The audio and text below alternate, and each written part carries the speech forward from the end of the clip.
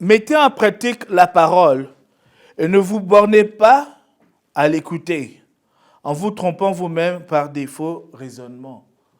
Mettez en pratique la parole en ne vous ne pas se borner à juste l'écouter. Amen. Le dimanche, nous sommes ici pour écouter la parole de Dieu. Mais que ça ne s'arrête pas seulement à écouter la parole le dimanche, mais que ça aille au point où nous la mettons en pratique. C'est très, très important. Christ ne nous a pas donné la parole. Il n'est pas venu de manière à ce qu'il puisse plaire à nos oreilles. Hein? Il n'est pas venu pour la musique. Vous savez, la musique, ça plaît tellement à tes oreilles. Après, quand c'est fini, qu'est-ce que tu fais? Tu oublies, hein? Hein? Tu jettes plus un œil là-dessus. Mais notre Dieu veut que la parole qu'il nous a enseignée, le message qu'il nous donne, ne doit pas s'arrêter seulement à « Oh, j'ai entendu, de quoi on a parlé? Oh, il a dit ceci, cela, des choses comme ça. » Et puis c'est fini. C'est une grosse erreur, mon frère, ma soeur. Notre Dieu veut que nous la mettions en pratique. Amen. Comme j'ai dit, la prédication aujourd'hui, c'est plus ou moins un témoignage, mais qui se transforme en un enseignement. Mais je dois dire, pour commencer, d'abord je dis merci à tout le monde pour toutes les prières qui ont été adressées face à la situation à laquelle j'ai fait face. Je dis merci à tout le monde à qui le Seigneur a mis à cœur de même prononcer le nom de Michel dans vos prières. Amen. Toute personne qui a eu une pensée à mon égard, à l'égard de mes garçons, de ma famille, je dis merci. Vraiment. Le Seigneur agit. Mais la chose aussi, c'est que c'est pas seulement la prière des autres, elle aide, elle soutient. Mais la personne concernée, c'est elle qui va décider si ou pas les choses vont se dérouler. Amen. Nous avons pris l'habitude de courir après les autres. Oh, prie pour moi, prie pour moi. Je peux prier pour toi, mais si toi, ta foi est zéro, ma prière va nulle part. Amen. Si toi, ta foi est zéro, ma prière, je peux même jeûner 40-50 jours. Là, je perds du poids. Mais il n'y aura rien. Tant que toi-même, tu n'auras pas fait l'essentiel. Amen. Nous allons parler de la puissance de la foi, parce que moi, j'ai vu la foi à l'œuvre. Amen. Il y a, comment ça s'appelle? Elle accomplit des choses, la foi. Ce n'est pas pour rien que notre Seigneur nous dit, sans la foi, il est impossible de lui plaire. Hébreux 11, verset 6. Parce que quelqu'un à qui tu plais, c'est quelqu'un qui a du plaisir à te venir en secours au moment du besoin. C'est quelqu'un qui va vouloir être là pour toi. Mais si la personne à qui tu fais appel, il trouve zéro foi en toi, trouve que tu n'as même pas confiance en lui ou elle, c'est avec beaucoup de réticence qu'ils vont vouloir vous aider. Et c'est la même chose avec notre Dieu. C'est la même chose avec notre Dieu. Et il a vraiment besoin de trouver la foi en toi pour qu'il vienne à ton secours. S'il n'y a pas la foi, zéro, nothing's going to happen. Rien ne va se passer. Christ disait toujours, ta foi t'a fait quoi? Amen. Ta foi t'a sauvé, ta foi t'a guéri. Souvent c'est ça. Et même le moment, on va voir plus tard avec le centenier, au moment où Christ ne voulait même pas utiliser la foi du centenier pour l'aider. Christ voulait aller et sauver son serviteur, guérir le serviteur. Le centenier l'a arrêté, il a dit non, moi, on passe par la foi d'abord. Cela, ça surprend Christ. Mais on va arriver à cela. Donc, comme vous savez, il y a 2 mois de cela, avec mes petits garçons, là, nous étions en train de rouler, puis on a eu une collision au niveau de Young et Lawrence, je pense. Pas loin de là. La chose intéressante, c'est que avant même que cela n'arrive, j'étais en train de causer avec mon fils, l'aîné. Il était assis juste à côté de moi. Avant que ça arrive, comme je peux peut-être raconter plus tard à certains, je me suis retrouvé en train de prier. Je roulais, on causait, on parlait du basket comme lui. C'est que ça dont il veut parler. Il me parle des Raptors, des joueurs que je ne connais même pas, qui ne savaient même pas qu'ils existaient. Mais d'un coup, il me raconte. Il connaît tellement de choses, il m'impressionne. Mais dans la conversation, soudain, j'ai arrêté. Je commençais à prier. Seigneur, je t'abandonne ce chemin, je t'abandonne toutes choses. Je nous recouvre de ton sang. Parce qu'on était en chemin pour aller rencontrer leur maman. C'était la veille avant le jeûne que nous avions.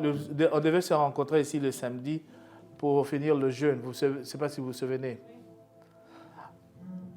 Alors maintenant, 15 minutes plus tard, on se retrouve dans cette situation-là. Dans le chaos, après que ce soit arrivé, dans le chaos, j'ai vu. Quand on dit que les gens de dehors n'ont pas l'amour de Dieu, non, l'être humain a l'amour de Dieu, mon frère, ma soeur. Qu'il soit dans l'église ou à l'extérieur, vous allez voir l'amour dans les gens. C'est Dieu qui a créé tout ce monde. Il a soufflé de son esprit en eux. Dieu est esprit, vous vous souvenez? Lui, mais il est amour.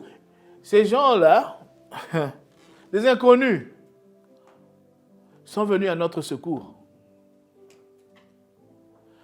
J'étais avec ces deux gaillards-là, je ne savais pas comment faire. Non seulement tu as la police de l'autre côté, tu as les pompiers de l'autre côté, tu as les conducteurs de remorques, hein, les tow trucks, qui sont en train d'insister. Oh non, non, non, on va prendre ta voiture, on va amener ça à un garage, un très bon garage, ils vont faire les choses très vite et très moins cher pour toi. Fais-nous confiance. Mon frère, ma soeur, ne faites jamais cette erreur. Ne commettez jamais cette erreur. Si vous avez une compagnie de tow truck, une compagnie comme CAA, moi j'ai CAA. Si vous avez CAA par exemple, appelez CAA. Ne prenez jamais une compagnie de tow truck. Sur un lieu d'une collision, quelque chose vient d'arriver, le premier qui arrive là, il dit « Oh non, je vais t'amener à refuser ». Christine me disait tout à l'heure, il y a une de ses collègues au travail qui a fait cette erreur. Elle est allée prendre un de ces gars là. Aujourd'hui, elle ne peut pas récupérer sa voiture. Oui, elle ne peut pas récupérer sa voiture. Pourquoi? Parce que ce qu'eux, ils vont faire monter le prix de manière dérisoire. Parce que toi, maintenant, ta compagnie d'assurance veut réparer la voiture. Ils vont aller à leur garage là-bas. Et dans leur garage, on leur dit, mais non, ils vont donner un prix à la compagnie d'assurance. La compagnie d'assurance dit, non, c'est trop cher. Tu dois sortir de la voiture de là-bas et l'amener à notre garage. OK. Mais maintenant, le problème, c'est que les gens, là, comme ce n'est pas eux qui vont réparer, ils vont te dire quoi? Tu vas payer storage fees. Le fait qu'on a gardé ta voiture, tu vas payer $150 par jour. Si ta voiture a été pendant un mois, multiplie 30 par 150. Je ne sais pas, c'est $6,000. Ou plus. 7 000, je ne sais pas combien. Amen. Faites attention, on en a parlé beaucoup à la télévision. Mais de toutes les manières, il fallait, parce qu'il y avait 3 de ces gars-là qui étaient en train de marceler. Pendant que les pompiers voulaient examiner les garçons, examiner Noah. Heureusement, Dieu merci, Noah, il dormait, il n'a rien vu de tout cela. Mais ce que j'ai vu le magasin, parce qu'il y avait un magasin juste à côté. Ce qui s'est passé, les employés de ce magasin sont sortis pour nous aider. David, il était tellement choqué, il y a une dame qui est venue s'occuper de lui, qui l'a amené pour le calmer, pour qu'il arrête de pleurer. Les gens sont venus, les ont amenés dans le magasin pour les garder au chaud. Ne fais pas la tête comme ça, tu pleurais. Il me regarde comme si je... Amen. Les gens sont venus pour nous aider. Ce n'était pas l'affaire de « c'est votre affaire, vous-même, juste comme ça ». Non, non, non. Ils ont gardé au chaud pendant que moi je m'occupais avec les policiers, les pompiers et plus tard même les ambulanciers qui sont venus. Les autres personnes qui étaient impliquées là-dedans, il y avait un qui avait un petit enfant, un bébé de 1 an et demi, 2 ans, et choses comme ça, qui était assis au siège arrière.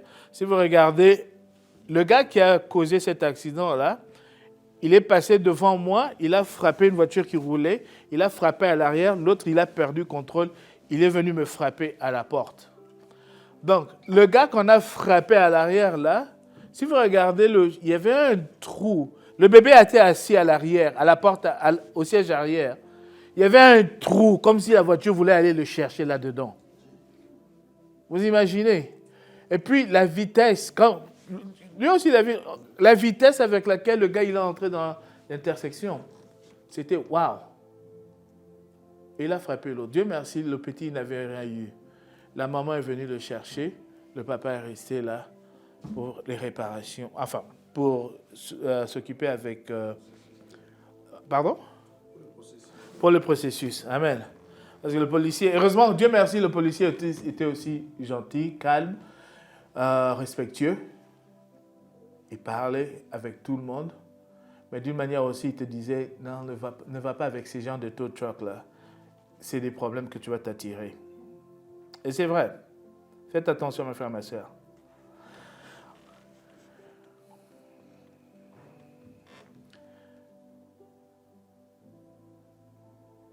Alors, plus tard, la maman de mes gaillards là, est venue, Christine. Elle avait du mal à arriver parce que Uber, d'une manière ou d'une autre, a décidé de ne pas venir, ou c'est pas moi.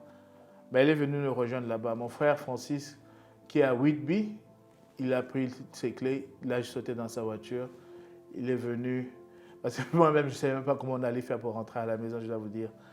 Il commençait à faire froid aussi. Mais lui, il est venu, il a fait tout le chemin là pour venir nous aider. Et puis, mais dans cette collision, c'est que le problème, c'est que les airbags se sont déployés. Ça, c'est une chose très sérieuse. Quand ça se déploie, c'est-à-dire qu'il y a un gros problème. Alors,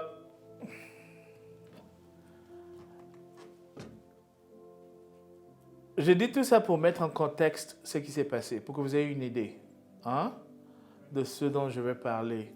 Je sais, il y en a qui attendent les versets bibliques, ça vient. Mais petit à petit, on arrive à ça. D'accord? Mon frère est venu, on a mis la voiture sur la remorqueuse de CAA. Il a emporté la voiture, il a amené la voiture chez le dealer d'Acura, parce que c'est une Acura. Moi, je voulais seulement que ce soit Acura qui touche à ça, pas quelqu'un d'autre. Sinon, on ne sait jamais. Les pièces, on ne sait pas d'où est-ce qu'elles sortiront, des choses comme ça. Là. Donc, il l'a amené à Acura, pas loin de la maison là-bas. On a déposé la voiture. Alors, maintenant, le soir, on rentre à la maison. J'appelle la compagnie d'assurance pour ouvrir un claim, je ne sais pas comment on dit en français encore, mais pour faire une plainte pratiquement. Ils me disent, OK, voilà ton numéro, demain va te louer une voiture comme ta voiture n'est plus disponible. Alors je me dis, demain, OK, je vais aller chez le concessionnaire, voir la voiture, leur dire que cette voiture, il y a eu un problème hier. Ils pouvaient le voir parce que là, je pense que j'avais envoyé des photos à certains. Ils pouvaient voir ça.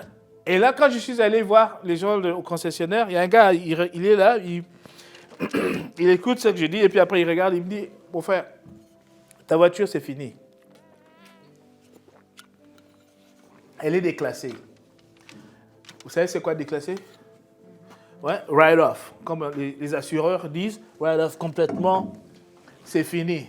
Il me dit, comme les airbags sont sortis, donc ça a dû être une collision assez violente, donc on va enlever les airbags, il n'y en aura plus. Oh, je me suis dit, OK. Il faut admettre qu'il y a un attachement sentimental également. Pas quand on te dit que tu vas perdre ta voiture complètement, c'est-à-dire quoi? C'est-à-dire que c'est là, bien qu'ils vont te donner de l'argent pour couvrir, pour payer ça, mais il faut aussi chercher à acheter une autre voiture. Hein? C'est beaucoup de déboires. Pour moi, c'était non. Pas ça. C'est la dernière chose que je voulais qui arrive. C'est la dernière chose que je voulais. Parce que chercher une autre voiture, c'est-à-dire quoi encore? Sortir encore de l'argent. Donc, tu ne gagnes pas pratiquement là-dedans. Tu sors plus d'argent pour aller, au moins 10 000 $ pour faire un down payment pour une autre voiture semblable. Non. Mais ça m'a troublé quand ils ont dit ça. De me voir encore, c'était un samedi matin, Je crois que vous étiez ici à l'église pour la prière. Moi, je marchais chez le concessionnaire. Et j'ai en train de marcher, j'y pense, je me dis, Seigneur, qu'est-ce qui ne va pas? J'arrive à l'endroit où je devais aller louer la voiture. On me dit, il n'y a plus de voiture. Je me suis dit, le week-end, comment on va faire pour aller à l'église? Hein? Les questions ont commencé à circuler. J'ai fait presque 8 km à pied. Au lieu de prendre le bus, c'est pas moi. Vous savez, quand vous avez les soucis, hein, vous ne voyez même pas la distance n'est rien pour toi. Il y a beaucoup de choses, tu ne fais même pas attention. Tu marches. Il faisait froid aussi en plus. Hein? Je me suis dit, non, je marche seulement. Dans ma tête, je calculais comment est-ce que je vais faire pour aller acheter le pain pour les enfants. Comment est-ce que je vais faire pour acheter le lait. Comment est-ce que je vais faire pour aller les déposer à l'école. Ça me circulait dans l'esprit tout le temps. J'arrive à la maison. Je crois que Christine est partie. Christine est venue à l'église. Moi, je reste à la maison avec les deux petits, parce qu'eux aussi, ils ne voulaient pas bouger. On a dit, on reste à la maison. C'est vrai qu'il y avait la prière ici. Merci encore pour les prières qu'il y a eu ici, pour cela. Après, j'étais assis là. J'ai dit, mais Seigneur, qu'est-ce qui se passe? Soudain, l'enfant, moi, j'entends Matthieu 15, verset 16. Vous prenez ça, s'il vous plaît. Faisons ça ensemble. Vous allez voir qu'on suive l'évolution de cette chose ensemble. Parce que c'est très important, mon frère et ma soeur. Parce que je suis sûr et certain que vous aussi, si vous y mettez de votre cœur là-dedans, vous allez comprendre et apprendre quelque chose et mettre les choses en pratique. Amen. Moi, je m'inquiétais. C'était une grosse erreur. Notre Seigneur nous a dit, ne vous inquiétez de rien. Amen. Mais là, en ce moment-là, dans l'embrouille, j'ai oublié beaucoup de choses. Et puis, le gars au concessionnaire m'avait dit, oh non, comme la voiture, les airbags sont sortis, ça va être déclassé. J'appelle ma petite sœur qui vit à Houston, Muriel, parce qu'elle, elle travaillait également dans les assurances. Elle faisait ce genre de travail-là. Elle me dit aussi au téléphone, ah non, comme les airbags sont sortis, c'est fini. Et aussi, comme les nouvelles voitures, là, il y a trop d'électronique là-dedans, les compagnies d'assurance ne veulent même plus les réparer. Hein, parce que c'est trop de travail pour les réparer, toutes ces électroniques-là. Donc, ce qu'ils veulent forcément, c'est juste déclasser la voiture. Donc, tout était mis en place de manière à ce que la voiture soit déclassée. Ça, c'est l'idée qui m'est venue à l'esprit aussi. L'inquiétude était basée sur ça. Mais le Seigneur me donne Matthieu 15, verset 16. Matthieu 15, verset 16, qui dit, et Jésus dit, vous aussi, êtes-vous encore sans intelligence? Il me dit, moi, quand j'ai vu ça, j'ai dit, mais Seigneur, quoi encore? Hein? Qu'est-ce que j'ai fait? Il me dit, êtes-vous encore sans intelligence? Évidemment, la question c'est, qu'est-ce que j'ai fait? Tu commences à te poser des questions. Où est-ce que je suis tombé, par exemple? Qu'est-ce que j'ai fait? Ça, c'était le samedi matin. Je me suis dit, on va essayer un peu d'oublier ça. Samedi vers midi, des choses comme ça. Vers 13h, il me vient à l'esprit. Appel, compagnie de location, budget, car rental. Je les appelle. Parce que c'était samedi, il était déjà 13h. Je me disais que beaucoup se ferment beaucoup plus tôt. Ce n'est pas pour ceux qui ont l'habitude de louer les voitures. Ils ferment plus tôt et ils n'ont plus de voitures. C'est le week-end. Les gens prennent toutes les voitures. J'appelle, par la grâce de Dieu, ils ont une voiture. On fait la fête avec les petits. On prend Uber, on va chercher la voiture. La petite voiture blanche que vous avez vue ici, là, que j'ai commencé à appeler le touf-touf. Parce que comme c'est une 4 cylindres, et quand ça démarre, ça fait touf. Parce que j'étais aussi à l'étroit à l'intérieur. Vous savez, je ne sais pas si vous voyez ce que je veux dire. J'avais toutes les raisons, c'est comme si l'ennemi t'inspire toutes les idées possibles pour insulter ce que tu viens d'avoir. Amen. Mais il y a 1 heure ou 2 heures de plus tôt, j'étais en train de marcher, je m'inquiétais. Mais comment est-ce que je vais aller acheter le lait des enfants? Comment est-ce que je vais prendre le pain pour eux? Comment est-ce que je vais les amener à l'école? Le Seigneur me trouve une solution. Va chercher le touf-touf. Amen. Je vais avec les petits. On prend la voiture. On circule. Juste pour se changer les idées. Puis on rentre à la maison. Après, je suis toujours en train de... Moi, je me pose beaucoup de questions, mon frère, ma soeur. Quand je lis la parole, quand j'écoute, je me pose toujours beaucoup de questions. C'est ma nature. J'essaie de comprendre ce qui se passe. Mon autre question, c'était quoi? Seigneur, mais comment est-ce que je vais expliquer aux gens à l'église, moi qui parle toujours de la foi, maintenant je me retrouve dans cette situation-là. Qu'est-ce que les gens à l'église vont penser? Lui ne raconte n'importe quoi. Amen. Ça, c'est ça que j'ai commencé à me dire. Toute la journée, pratiquement, c'est ça qui me passait à l'esprit. Qu'est-ce que je veux dire? Quand je vais venir me tenir debout devant ton peuple, je vais leur parler de la foi et ils vont dire, bah oui, il parle, mais où est sa foi, lui? Le soir, je vais au lit. Je me souviens encore vividement. Je vais au lit.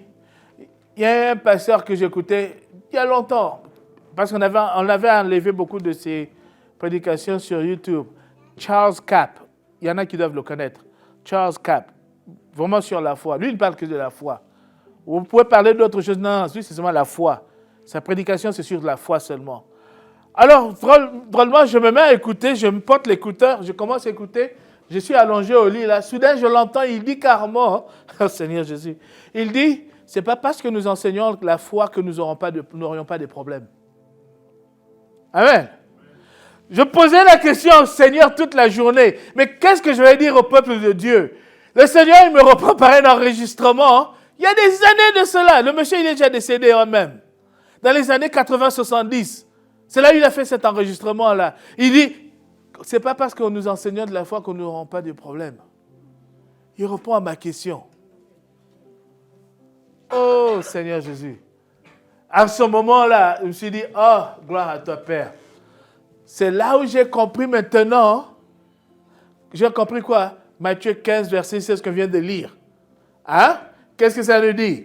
Hein? Vous, Jésus dit, vous aussi, vous êtes encore sans intelligence. Donc, malgré les choses que vous connaissez, que vous avez appris, mais vous êtes toujours sans intelligence? Il me disait à moi.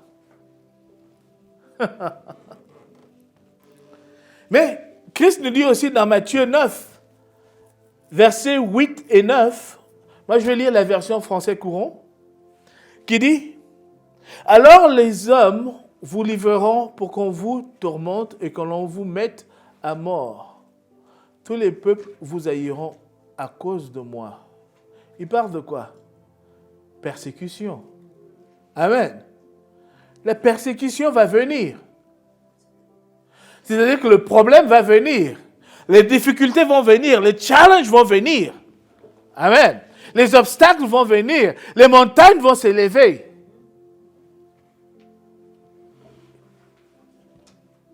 C'est Matthieu 9, 8, 9. Verset 10, ça nous dit, « En ce temps-là, beaucoup abandonneront la foi. » Oh! Quand je préparais ça, beaucoup abandonneront la foi. La persécution, le travail de la persécution, c'est quoi? C'est faire en sorte que la foi, tu la laisses tomber. Pas seulement, quand on dit la foi, ce n'est pas seulement la religion. Non, non, non, non. La foi, ta foi en toi. Parce que quand le problème se déroulait, quand j'étais en train de penser à plein de mille et une choses, ma foi était zéro. À ce moment-là. C'est pourquoi Christ m'a dit, toujours sans intelligence? Amen. Toujours sans intelligence. Il dit, en ce temps-là, beaucoup abandonneront la foi, ils se trahiront et haïront les uns les autres.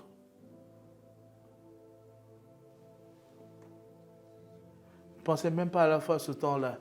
l'inquiétude m'avait envahi en ce moment-là, qui est complètement contraire à la foi. Amen. Mais le Seigneur nous dit dans Matthieu 6, 25, ne vous inquiétez de rien. Amen. Mon frère, ma chère, l'intelligence a commencé à revenir quand j'ai entendu, oh, les problèmes là, il y en aura. Même si tu parles de la foi, les problèmes vont arriver. C'est là où j'ai commencé. C'est comme la lumière qu'on allume. Oups, hein? Comme les gens disent, allume. Les Québécois disent ça souvent. Jean 16, 33 nous dit, je vous ai dit, cela afin que vous ayez la paix en moi et vous aurez à souffrir dans le monde. Mais prenez courage, moi j'ai vaincu le monde. Hein? Il nous dit, lui il a déjà vaincu le monde. Mais je vous rappelle, mon problème à moi, c'était quoi? Que la voiture ne soit pas déclassée. C'était ça mon plus gros souci. Et que j'ai un moyen de transport également pour les petits en attendant que la voiture se fasse réparer. Amen.